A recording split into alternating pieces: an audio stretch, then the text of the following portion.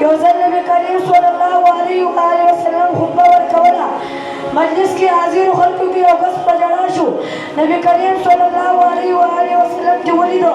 د الله رسول صلی الله علیه و آله وسلم وفرمایل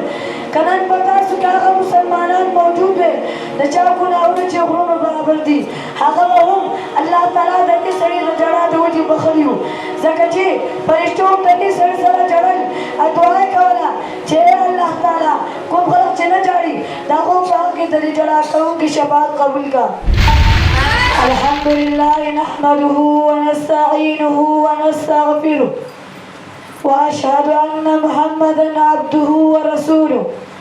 وصلاة الله عليه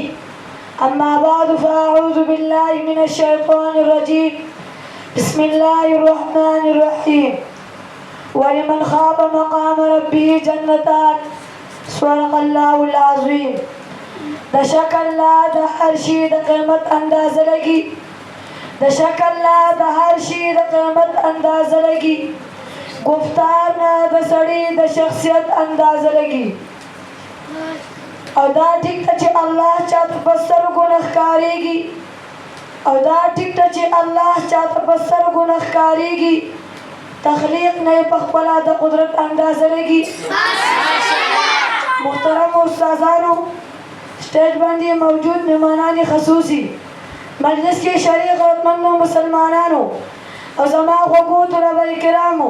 السلام علیکم ورحمة الله وبرکاته. ما ته نن ستاسو په مخامخ د خوف خدا یعنې د الله تعالی د یېرې په حواله یو څو خبرو مقرره کړه شوې ده. عزیزانو محترمو د الله تعالی د یېرې جلا ډېر لوی نعمت دی. دا نعمت الله تعالی خپلو مقربو او محبوب بندګانو ته ورکوي. کله کله د الله تعالی د یېرې جړا کوونکو او اوښکې بهونکو د وجې د جړا نه کوونکي په حق کې الله تعالی شفاعت قبلوي. یو ځل نبي کریم صلی الله علیه و آله وسلم خطبه ورکوله مجلس کې حاضر خلکو کې یو کس په ژړا شو نبی کریم صلی الله علیه و آله وسلم چې ولیدو د الله رسول صلی الله علیه و آله وسلم وفرمایل که نن په تاسو کې هغه مسلمانان موجود وي د چا ګناهونه چې غرونه برابر دي هغه به هم الله تعالی د دې سړي د ژړا د وجې بخلي وو ځکه چې فرشتو هم د دې سړي سره ژړل او دعا یې کوله چې الله تعالی کوم خلک چې نه ژاړي د هغو په حق کې د دې ژړا کوونکي شفاعت قبول کړه. عزیزانو د قیامت په سخت ورځ به ټولې سترګې جاړي خو کومو سترګو چې الله تعالی د یېرې په دنیا کې جړلې وي هغه به نه جاړي او دوزخ هم په الله تعالی په هغوی حراموي.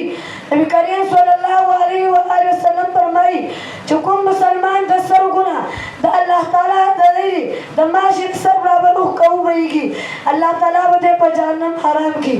مولانا رومي رحمت الله علیه فرمایي